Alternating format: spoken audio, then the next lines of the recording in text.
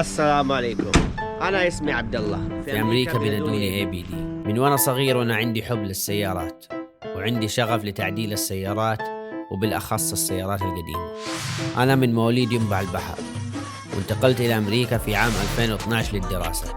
أنا ساكن في مدينة بوسطن، تقريبا لي ساكن في بوسطن مدة 10 سنين، والسبب اللي جيت فيه لمدينة بوسطن أنه فيها أحسن جامعات في العالم. وممكن سمعتوا عن جامعة هارفارد وMIT، والحمد لله درست جامعة وتخرجت من الجامعة، ودحين زي ما قلت لكم بوريكم الهوايات اللي تطلع غير الدراسة.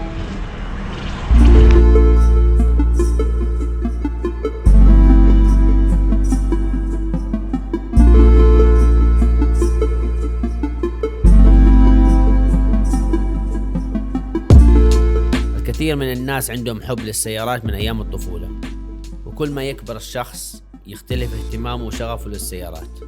This is my car. وأنا صغير كان عندي شغف وحب للدبابات، وتعلمت هواية الترفيع بالدبابات وأنا عمري 11 سنة. وفي نفس الوقت تعلمت على شغل الميكانيكا على الدبابات، وهذا الشيء ساعدني بشكل كبير جدا أنه أفهم طريقة تصليح السيارات. واكتشفت أنه في أمريكا في سيارات قديمة تعتبر كنز وتراث في عالم السيارات، فقررت أني أفتح جراج لتعديل السيارات القديمة وإعادة إحيائها من جديد، وأسميه سيارات الأسطورة. السيارات القديمة والنادرة تقدر بمئات الألوف، وهذا يعتمد على كمية التعديل اللي يصير عليها. بس في أمريكا إذا كانت السيارة ما هي معدلة أو بالأصح ميتة فتكون بسعر رخيص جدا، فأنا بشتري السيارة وأعدل عليها وارجع أبيعها بسعر مناسب للشخص الطبيعي أو اللي دخله محدود.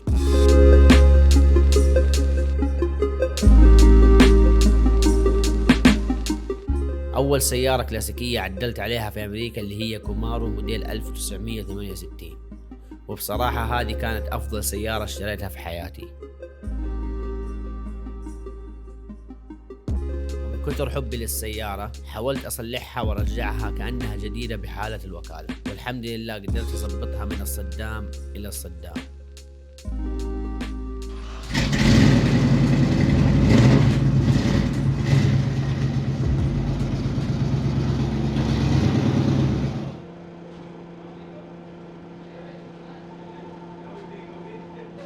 بصراحة السيارة كلفتني مبلغ كبير، ومن بعدها جاتني فكرة الجراج. قلت لنفسي ليش ما أفتح جراج وأعدل على السيارات بنفسي.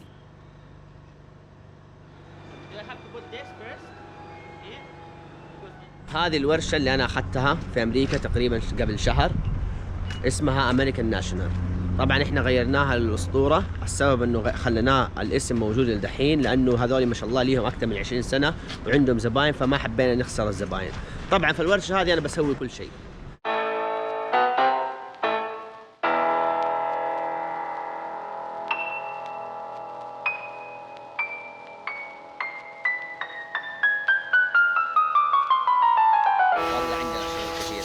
لازم ننظف الدنيا كلها، ننظفها وبجيب اللي يجبس الدنيا من جوا كده. عشان ايش؟ عشان يجي المحل شكله نظيف كده. بعد ما نخلص من جوا نسوي اللي برا ده، ندهنها بوهية، ندهن هذا كله ابيض، نشوف نختار الوان ليها يعني عشان المحل يتأنسك كده بالضبط. أول ما أخذت الورشة أخذت بس محل السمكرة والبوية، وكنت أحاول إني أسوي شغل للسمكرة والبوية وأخلي الاثنين في الميكانيكا اللي في النص يشتغلوا على الميكانيكا، وكده كلنا نطلع فلوس.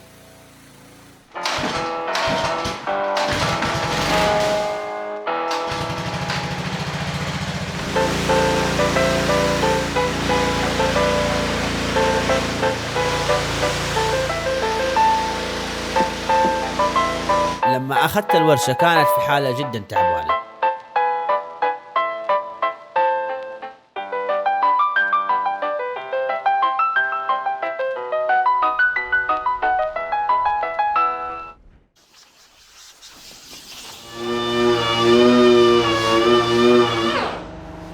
شوف كيف صارت ناعمة. من أصعب الأشياء اللي مريت فيها اللي بديت أدير الورشة لحالي، فكنت دائما متشتت من حسابات وشراء المعدات واتكلم مع الزبائن ومكالمات على الجوال. Yeah, I want to see if you have engine for 1973 Cadillac. حبيبي محمد. Why December 3rd you're gonna get they're gonna put it in the account direct on December 1st?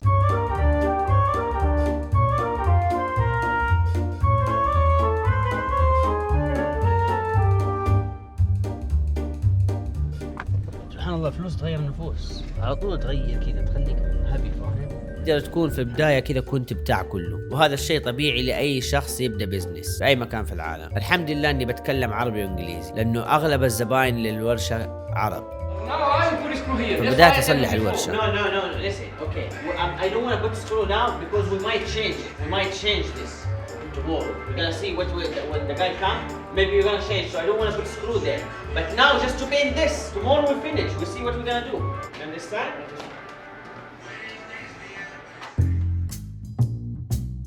أول شيء بدأت فيه الفرن حق البوية، وركبت فيه المعدات اللي بتخلي البوية تطلع من الورشة بجودة عالية، زي السخانات، مسدسات الرش، فلاتر الهواء. والسخانات مهمة جدا لأنه لازم تكون درجة حرارة في الفرن درجة معينة عشان تمسك البوية أو الصبغة في الحديد حق السيارة.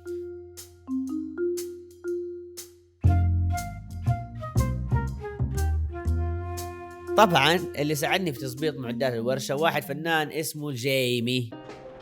Get up there. I don't care. You can get up there. I don't care. You turn the screw for the oil to come out the pump. Not that one. Let me see. You feel the box warm? It's warm? It's warm? Shut it off. That means it's not burnt out. You have to adjust this with this. Yeah, I know all about that. Listen, you're not doing it right. No good. Shut it off. Shut it off. Probably not even a big problem. Yeah. You're making it worse than what it is. Yeah, right. All right, so you got a van? Yeah, let's go. Oh, let's go. Let's get the hell out of here. جيمي كهربائي وسباك وبرضه تقدر تقول بتاع كله، يسوي لك اللي تبغاه. أول شيء سوالي هو جيمي ركب لي السخانات اللي في الورشة، وظبط لي درجة الحرارة في الورشة، وظبط لي الكمبرسور حق الهواء اللي كل ورشة تحتاجه. طبعا جيمي يعجبني فيه إنه دقيق في العمل حقه، وبس برضه بعض الأحيان كذا يفصل علينا ويسوي ويزعق لدا ويزعق لدا. Why you got the thing on?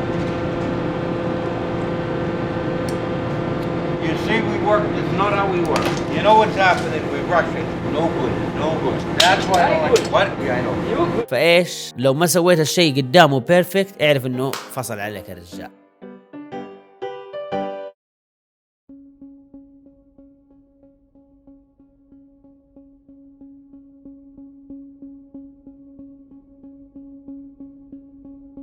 مع الأيام بديت ألاحظ إنه في مشكلة، إنه أغلب الزباين كانوا بيشتكوا مع بعض العمال اللي يشتغلوا في الورشة قبل ما استلمها، وهذا شيء مضر للشغل. لما يكون عندك بيزنس يحتاج أنت عندك إيش؟ كاستمر سيرفيس وتيم وورك، وأكثر من شخص لازم تشتغل مع بعض عشان إيش؟ يكون الشغل احترافي. The engine is, yeah, it's broken. Even the cylinder, everything is broken inside. New engine? Call for a new engine. How much? New engine from where? Used. في مكسرة الماكينة من جوا. مكسرة تكسير، يبغى لها ماكينة جديدة. بس لما أخذت الورشة اللي شغالين في الميكانيكا أعطوني اتيتود. What? No trabajo? Hey. No trabajo. If you wanna go home, you wanna go home? I don't know. You wanna go home? فأنا قلت هذا الشيء حيكون مشكلة في المستقبل وحيضرني في العمل، فقررت أني أخذ الورشة كلها.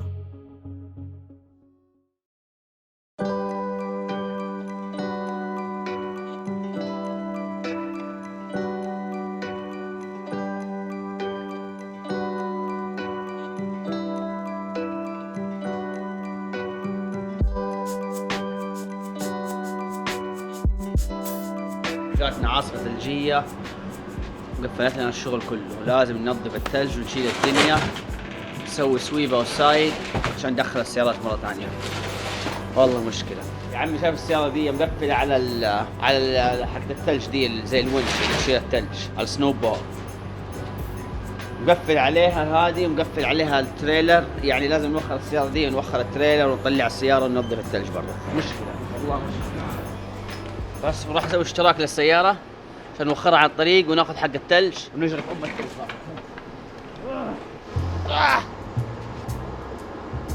بسم الله. تشبك كذا، سوي ستارت، سوي انجن ستارت. بسم الله، خش عليه يا وحش. في شيء مو واصل، في شيء غلط. زعلوه مستحيل. ايش الشارجر التعبان هذا؟ يلا ان شاء الله الحين نجرب. داني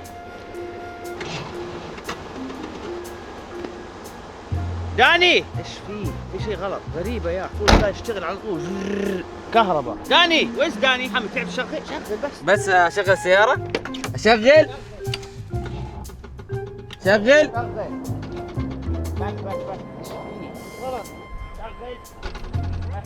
I don't know what's wrong with this. مشكلة قسم بالله، المشكلة يا حبيبي إنه السيارة دي في الطريق يعني ما راح نقدر نحرك الوجه. حلو؟ عندنا التريلر هذا برضه في الطريق. شيل التريلر وننظف الدنيا. أنت شفت الدنيا كيف برا؟ هاي سحوس. نتصل بصديق ها؟ ما لنا الحل هذا. لازم ندق على أحد من العيال. يا صاحبي I need help. Do you have a snowball? No what? The snowball. ها؟ The plow. I can get one. يلا اوكي يلا هي جاي محمد. ايه محمد تحيا المغرب.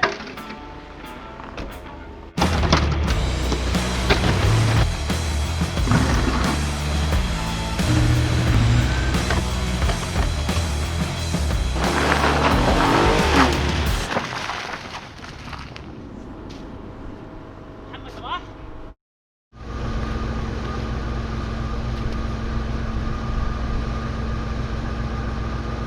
السيارة هذه دوج 1973 حقت واحد من العيال، يبغاني ارسل له هي على السعودية، بيظبطها في السعودية، فدحين بشغلها واجيب السحابة وتسحبها وتوديها على السعودية على الباخرة. يلا بسم الله.